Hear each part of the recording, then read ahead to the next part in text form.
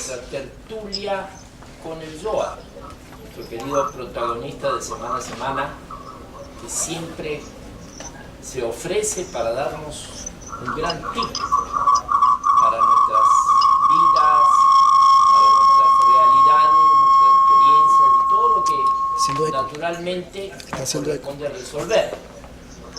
Y esta semana sí vamos a abordar un tema importantísimo para la experiencia humana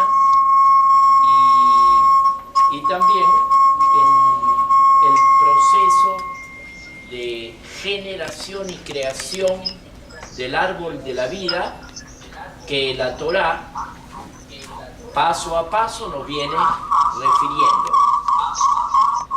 Y se trata de el aspecto central del patriarca Jacob. El patriarca Jacob representa el Tiferet, la condición central del árbol de la vida, es el corazón, es el sol, y por lo tanto quien dirige y quien establece las melodías internas, las cuales estamos acostumbrados tanto a oír como a emitir. Y si Jacob realmente está en su lugar, en su puesto, en su centro, realmente todas las energías se van a mover en forma idónea y adecuada para promover el bienestar en las personas.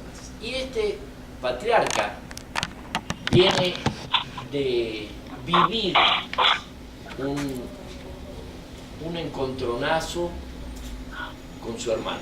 Su hermano Esav, hermano gemelo, nacieron los dos en la misma célula, se compenetraron uno con el otro. Sin embargo, y esto es una demostración fehaciente de que el alma es algo totalmente diferente a la encarnación, es decir, al cuerpo. Porque estos dos cuerpos de Esav y Jacob tienen el mismo origen genético, son idénticos los dos cuerpos, pero las almas son diferentes. Y al ser diferentes, ofrecen características diferentes a lo que es el cuerpo, el vehículo que lleva al alma. Y ellos en su naturaleza eran antagónicos. Uno vislumbraba lo que es la espiritualidad y el otro seducido por la materialidad. Y en ese devenir, Jacob, el cual anhelaba y deseaba todos los privilegios espirituales, el privilegio de la primogenitura, porque el primogénito va a recibir la herencia ancestral, él la adquiere, se la vende Esav, y con eso él obtiene una gran bendición, es decir, la bendición que nació a través del patriarca Abraham, su padre Isaac y él Jacob. Él logró, se esforzó, hizo todo lo que tenía que hacer para que esa bendición recayera en él, porque su visión en la vida era esa visión espiritual. Mientras que Esav, en su búsqueda del placer, de la terrenalidad, de satisfacer los requerimientos y deseos del cuerpo, perdió el horizonte y también perdió ese beneficio. Pero, no obstante, él reflexionó en la parte que le correspondía a él, ser guía, ser líder, ser jefe de ese pueblo. Entonces ahí se sintió afectado, no tanto en la espiritualidad del hecho, sino en la parte egocéntrica del hecho. Y entonces ahí se genera mucha rabia, mucho enojo, se levanta celos entre los hermanos. Y Esaú dice: voy a esperar que mi padre esté ya en los días de ya pasar de plano, y cuando así ocurra, voy a matar a mi hermano por todo lo que él me quitó. Se sintió usurpado.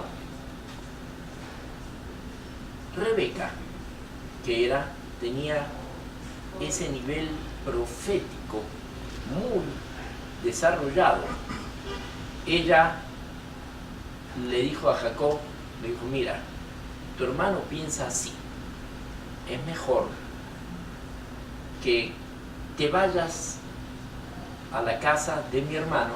El hermano de Rebeca se llamaba Labán. Te vayas allí, y allí vas a conocer a la familia, y allí vas a tener oportunidad de tomar esposa, casarte, tener hijos, etc.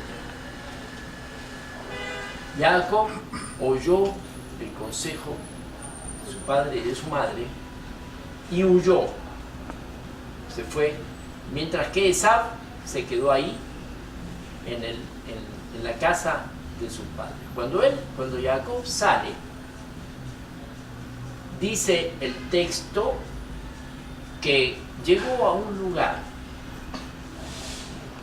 y ese lugar no era un espacio simple en el contexto de los espacios que había, sino que él vislumbró que ese era un vórtice de mucha energía, de una puerta, un pasaje hacia mejores contactos con lo espiritual y con lo divino. Y entonces, en ese lugar, cuando él lo vislumbró, él decidió quedarse ahí. Y pernoctó, diciendo que pernoctó, vino la noche, tuvo un sueño. ¿Sí? Y este es el tema central de lo que hoy vamos a desarrollar. Los sueños. Proyectando lo que Jacob tuvo como visión a través del sueño, vamos a entender que los sueños se basan en mucha simbología. A veces nos traen mensajes arquetipales. En otras oportunidades son proyecciones hacia lo que va a venir. En otras oportunidades pueden ser memorias de vidas pasadas. Y en otras oportunidades, en el sueño se pueden manifestar aspectos cotidianos, donde la cotidianidad del día, de la jornada, impacta en el inconsciente de la persona, y eso se refleja en la noche a través de lo que llamamos un sueño. El Zohar tiene mucho respeto por lo que son los sueños. muchísimo respeto, porque hay siempre grandes mensajes importantes. Por ejemplo, hay personas que tienen la premonición, ¿sí? Cuando aquí han ocurrido circunstancias difíciles, catástrofes, etc., hay personas que lo han vislumbrado con anticipación, lo han soñado.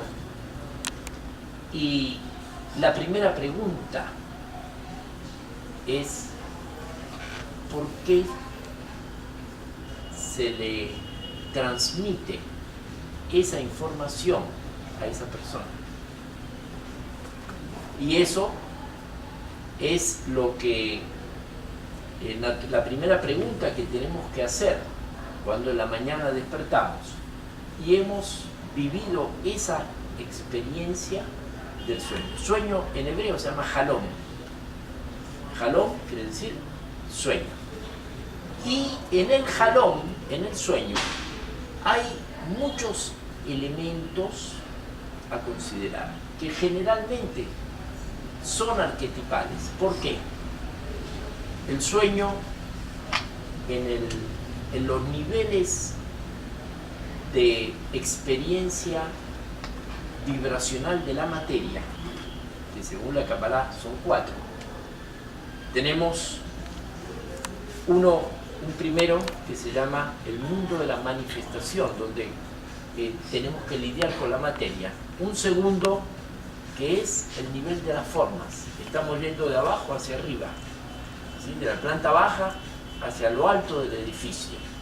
Un segundo donde tenemos que lidiar con las formas. Las formas, según la Kabbalah, son 6 formas.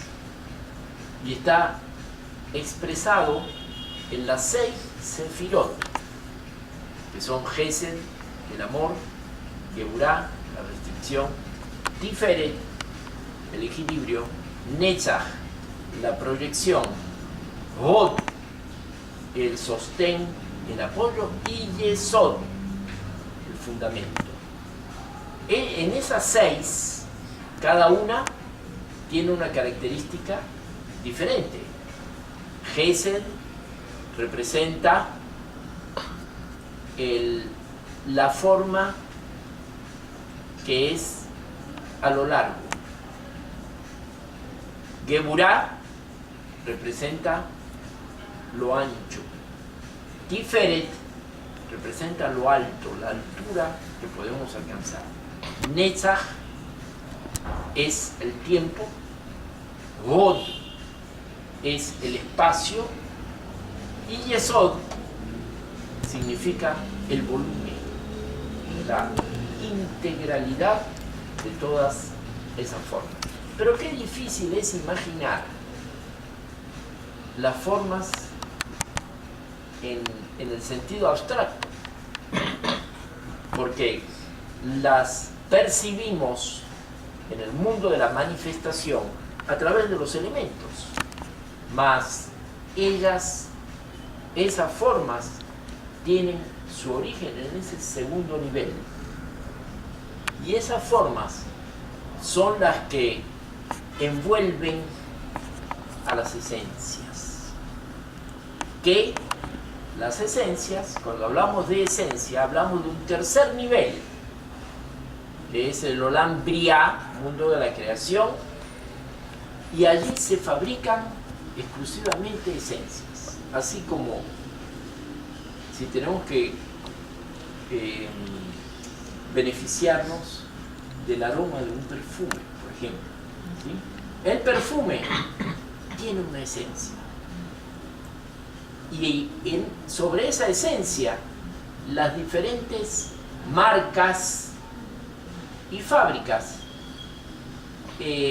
van llenando con fórmulas químicas y van creando diferentes perfumes. Sin embargo, la esencia es una.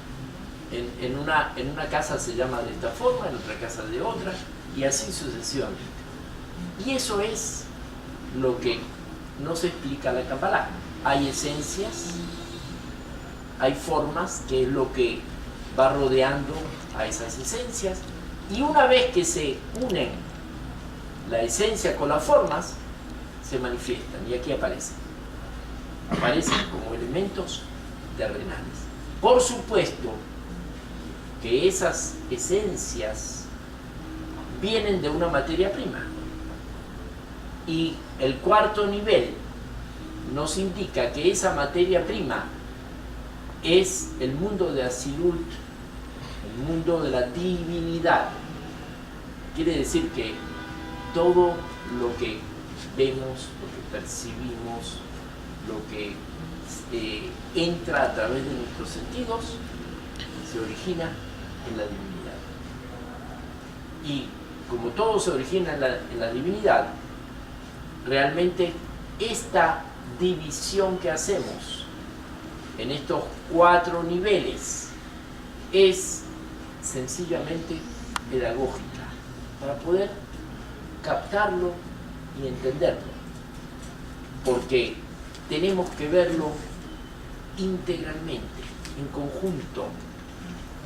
Nosotros estamos aquí, en esta clase, en esta reunión, pero realmente tenemos que identificarnos con el entorno, lo que está ocurriendo aquí cerca, lo que ocurre en toda la ciudad, lo que ocurre en el país, lo que ocurre en el mundo, lo que ocurre en la galaxia, etc. Todo eso son diferentes niveles, pero es todo un solo ensamble. Todo es una sola pieza. Y esa pieza, la materia prima, es la divinidad. Por lo tanto, todo le pertenece a ese ejat, a esa unicidad. Los sueños, dice el Zohar, vienen de Nesach, Hod y Yesod. Son esas 3 sefirot, ese circuito inferior, la proyección, el sostén, lo que dijimos, tiempo, espacio y volumen. De ahí vienen los sueños, especialmente en Yesod. Yesod, que es la más cercana al Malhut, al mundo de la manifestación, allí es donde podemos acceder, nuestra alma accede en la noche cuando se libera de el cuerpo, se libera parcialmente.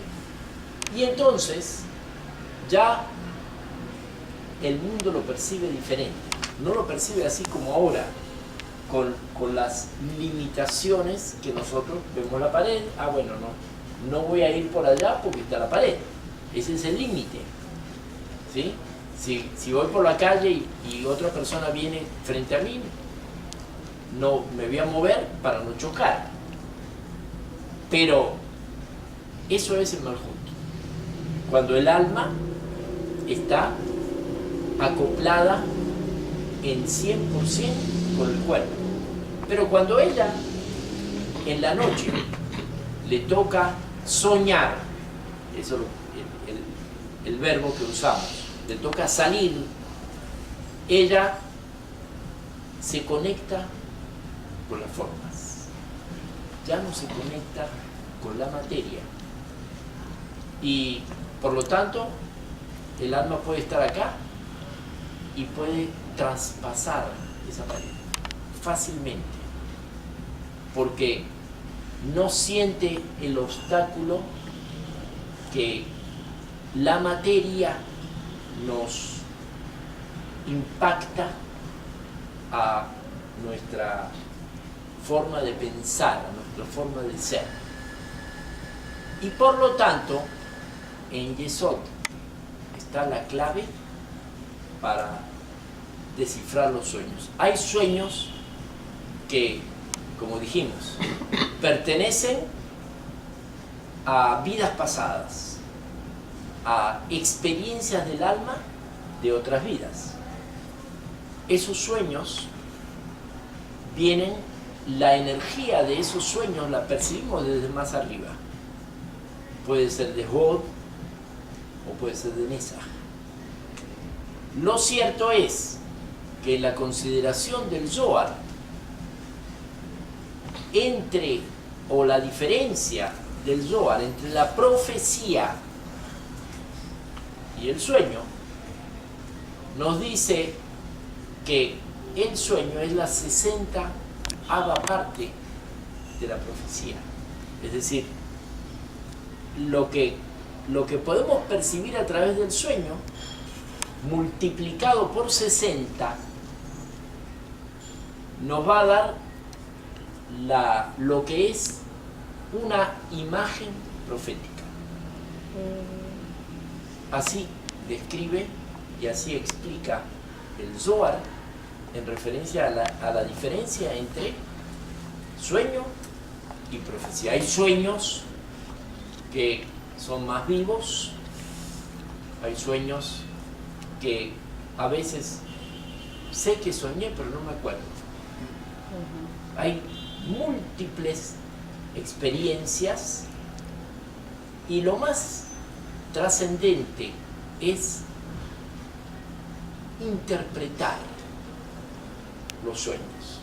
Ahora, como todo, en la interpretación cada persona va a tener una visión diferente.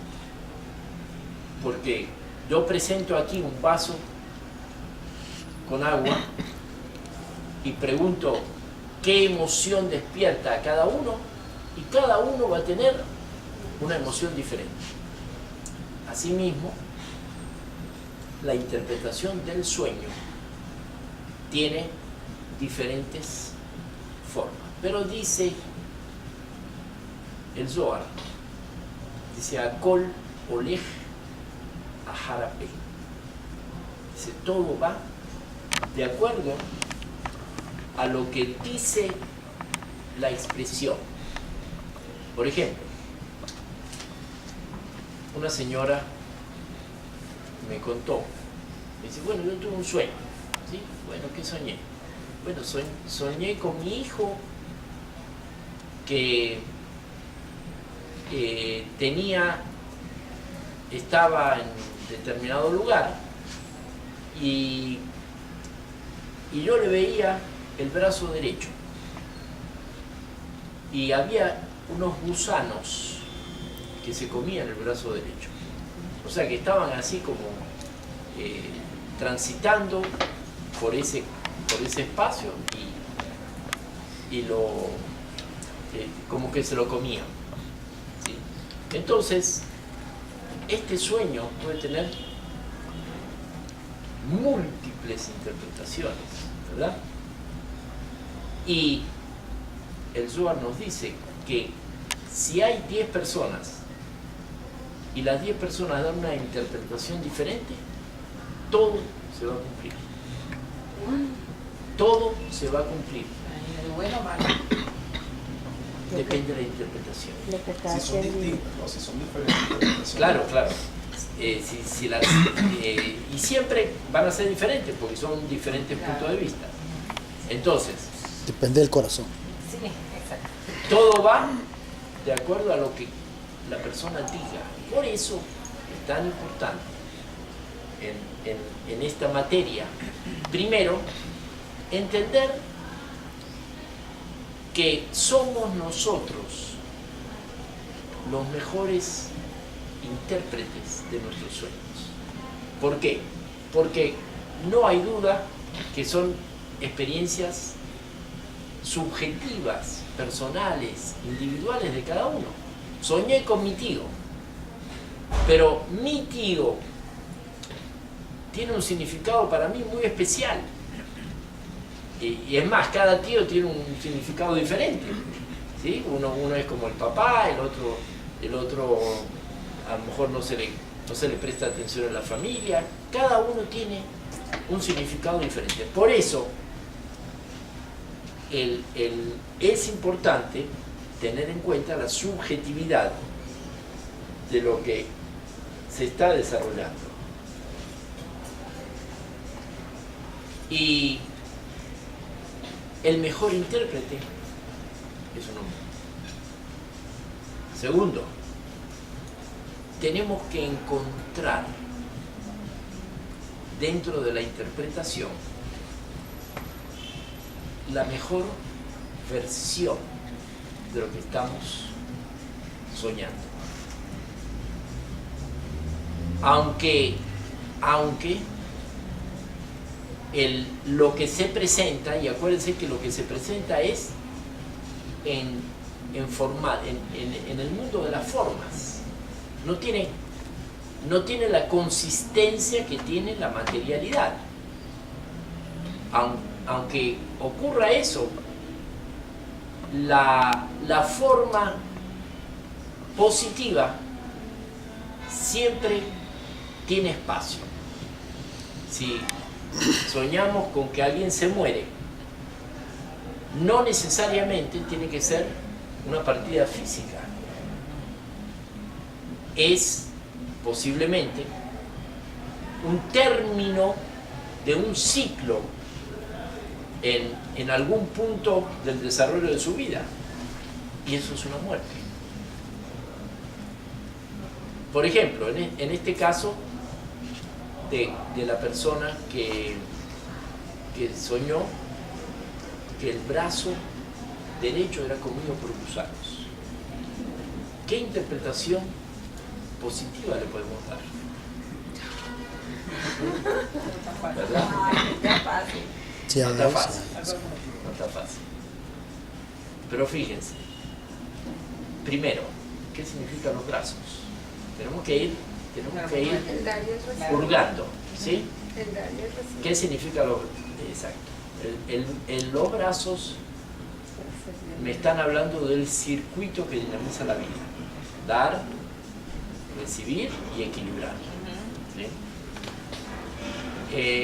Y además, los brazos son la extensión del corazón.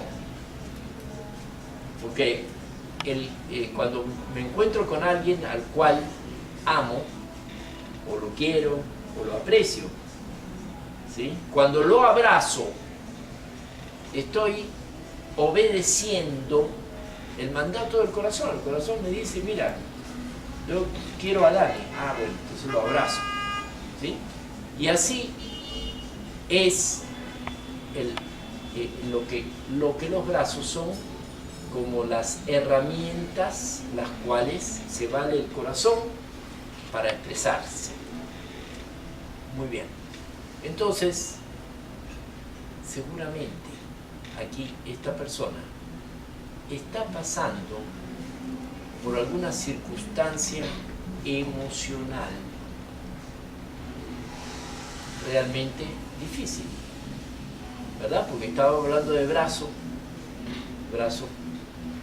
ayuda al corazón, y además es el brazo derecho. ¿Qué significa la lateralidad en las personas? La izquierda es la madre, es mamá, con la cual tenemos un lazo muy especial durante toda la vida con mamá. ¿Por qué? 9 meses antes de la vida nos asociamos con ella, venimos con ella nos trae en su vientre.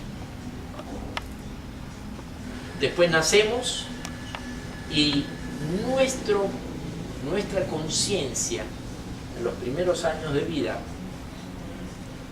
los primeros, por decir, 7, 8 años de vida, nuestra conciencia está ligada a la conciencia de ella. Por ello, cuando hay separación, los hijos tienen que irse con la madre. Ahora, el brazo derecho representa al padre, pero el padre también pueden ser vecinos, pueden ser amigos, puede ser todo aquello que significa un apoyo para la persona. desde ese punto de vista. ¿Sí? No es como el izquierdo, es absolutamente la madre, por lo decisivo que ella representa en el ser humano. Entonces, aquí ya vamos descifrando un tema entre amigos, con el padre, entre vecinos, entre la familia, ¿sí? Hay un tema ahí. ¿Y qué representan los gusanos comiéndose la carne? Sabemos, de acuerdo a las últimas miradas de lo que es, desde el punto de vista biológico, la enfermedad, tanto las bacterias, los virus, los hongos, en este caso los gusanos, ellos actúan en la última fase de la enfermedad. Es decir, lo que sobra, lo que no se empleó, lo que no se usó, la basura, ellos vienen y la comen. Esa es la misión que tienen esos microorganismos. Entonces, aquí podemos decir que este hombre ha tenido algún tema familiar, entre amistades, etcétera, a nivel sentimental, ¿sí? Donde se resquebrajó sentimentalmente esa relación, se afectó el corazón y ya está sanando. Porque si vienen los recolectores de basura a llevarse la basura, es porque lo que queda es algo nuevo, algo bueno, algo de lo cual va a ser materia prima para una nueva creación. Entonces, estamos, entre comillas, obligados a dar a nuestros sueños siempre una visión positiva, porque lo que digamos es buenísimo. Entonces, antiguamente,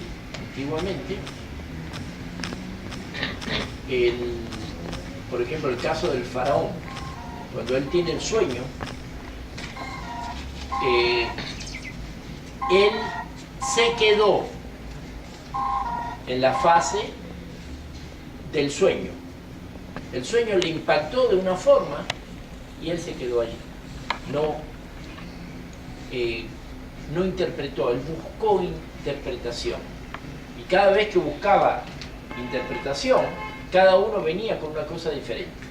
Hasta que llegó Yosef, interpretó adecuadamente y él, en su corazón, se satisfizo y dijo, bueno, esta es. Y eso es lo que promovió, es decir, esa simbiosis entre el proyecto del hecho más la interpretación es lo que hace que el hecho se produzca. Porque el hecho por sí mismo no se produce hasta que nosotros, desde la tierra, desde la materialidad, desde el manjut, nos damos el permiso para que eso se produzca y se asiente.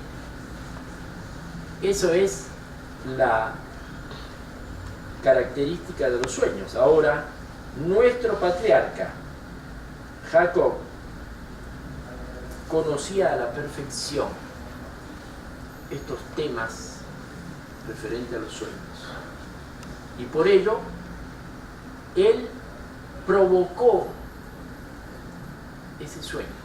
Cuando llegó a ese lugar, él quiso entrar en un grado de sueño. ¿Por qué?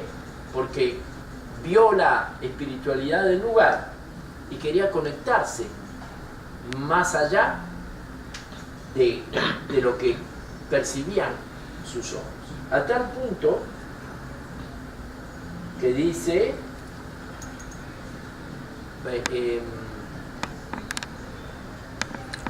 Kiva Shemesh, dice, llegó a ese lugar porque vino el sol. ¿Qué quiere decir que vino el sol? Que no era el momento de atardecer. Sin embargo, él pidió al Creador que modificara la naturaleza, y la naturaleza se modificó.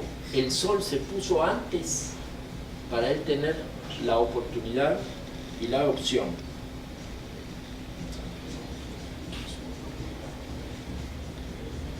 La oportunidad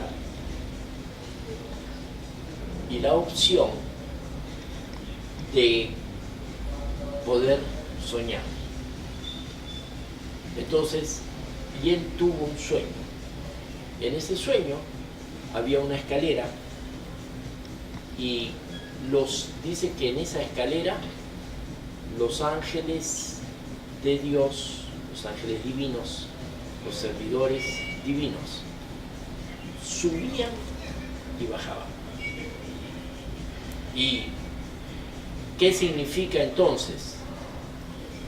Que al final de la escalera, dice que la escalera estaba apoyada en el piso y en la cima de la escalera estaba el Creador.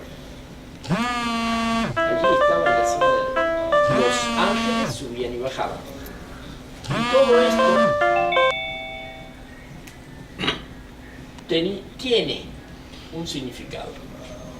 Y es ahí donde nuestro protagonista de hoy nos va a explicar qué significa la escalera, qué significa los ángeles que suben y bajan, qué significa la presencia divina al tope de la escalera y cuál es el mensaje trascendente para el patriarca. Entonces dice así: Vaya Jalom, y soñó. He aquí que una escalera estaba en la tierra, que una escalera su cabeza llegaba al cielo. Dijo Rabbi Ishaq, dice, ¿acaso Jacob, el más apoyada en la entre los tres patriarcas, Abraham, entre los tres patriarcas, Abraham, Jacob era el más Isaac y conectado. Jacob, ¿Y acaso él, que era el, vamos a decir, el escogido, el conectado, Dios se le apareció a él en un sueño? ¿Por qué no se le apareció a él así como se le apareció a Moshe, en la zarza ardiente o en un momento de conciencia, no en un momento de inconsciencia como puede representar el sueño? Y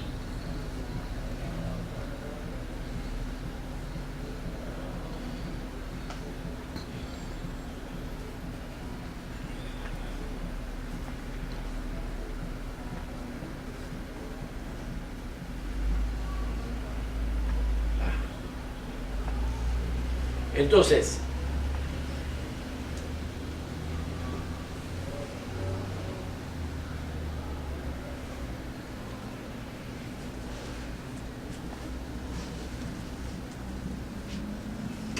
¿por qué razón esa conexión en ese lugar sagrado, en ese vórtice de energía, que después vamos a ver más adelante, que se trata del lugar donde fue construido el santuario, el Bet Hamikdash, la casa sagrada, la casa santa, fue construida en ese lugar donde Jacob tuvo el sueño.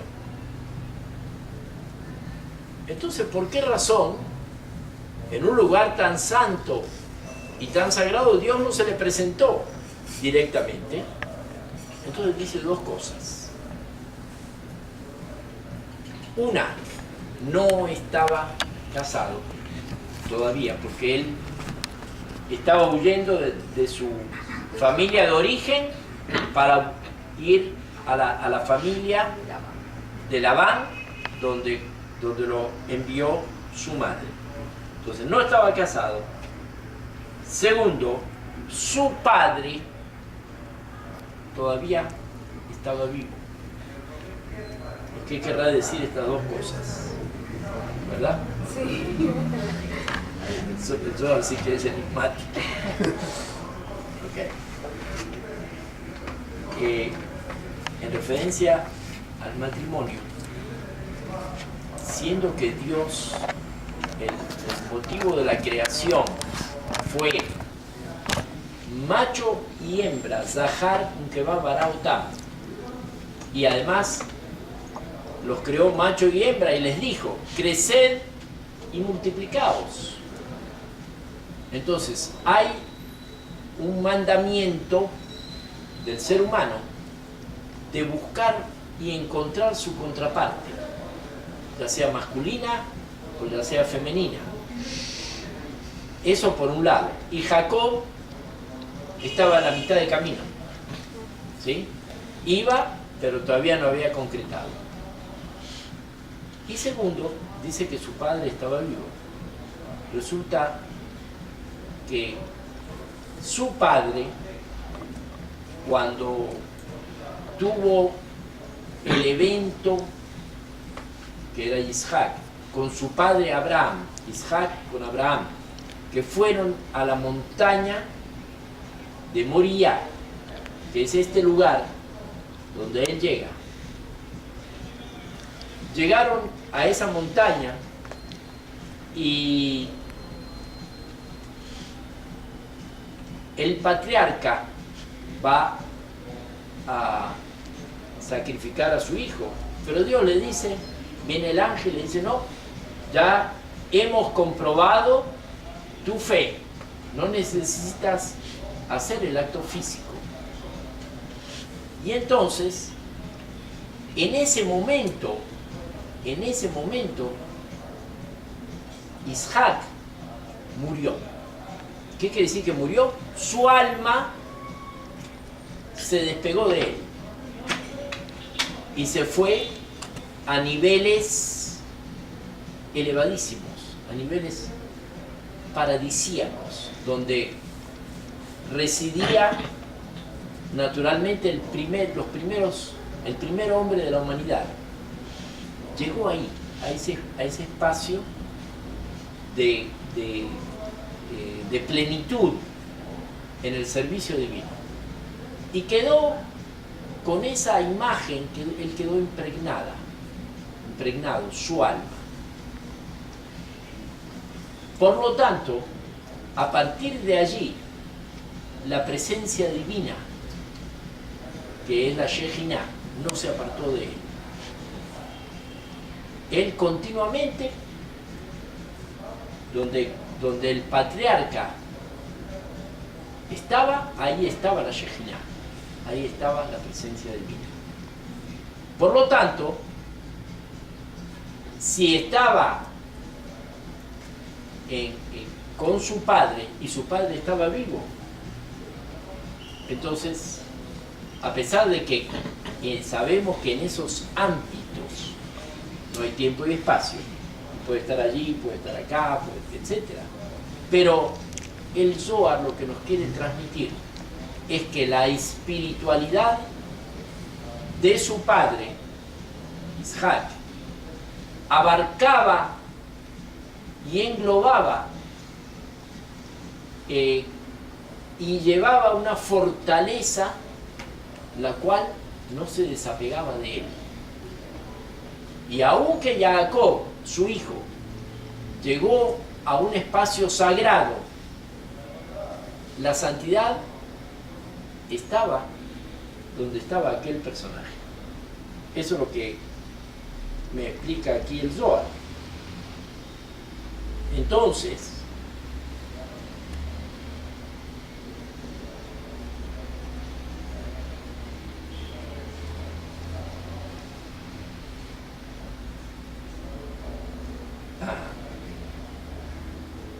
por eso, la conexión no pudo ser en vivo y en directo. Tuvo que ser a través de un sueño, a través de una repetidora, porque la presencia divina no estaba en plenitud disponible para el patriarca. Ahora, fíjense que en este sueño que él tiene, donde ve los ángeles que suben y bajan, él al final del texto, al final de la porción, de la lectura, él dice que se separa de Labán, ya se casó con Lea, con Rachel, tuvo las 12 tribus, etc. Él se separa, hace un pacto con Labán de que él va a respetar, va a honrar a su familia, para que Labán se vaya tranquilo, que sus hijas están bien encaminadas. Entonces Labán se va y Jacob también se va, pero cuando Jacob se va, dice que vio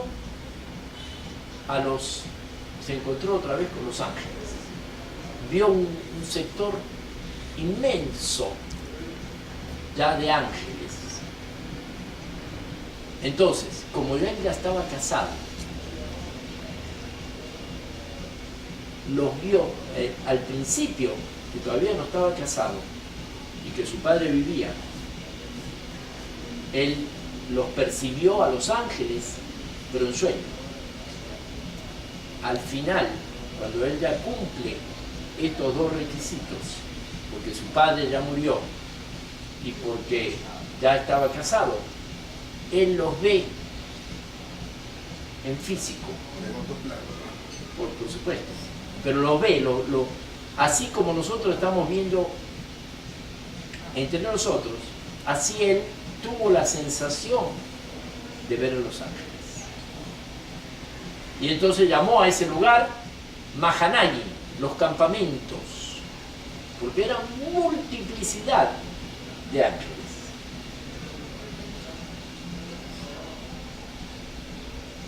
Muy bien. Ahora, ¿qué significa la escalera? La escalera, por supuesto, la escalera significa peldaño tras peldaño. Es el instrumento que nos facilita el ascenso. Y aquí podemos aprender mucho para nuestras vidas. Escalera en hebreo es sulam. Sulam. ¿Como el sulam? ¿Como el sulam? ¿Sulam?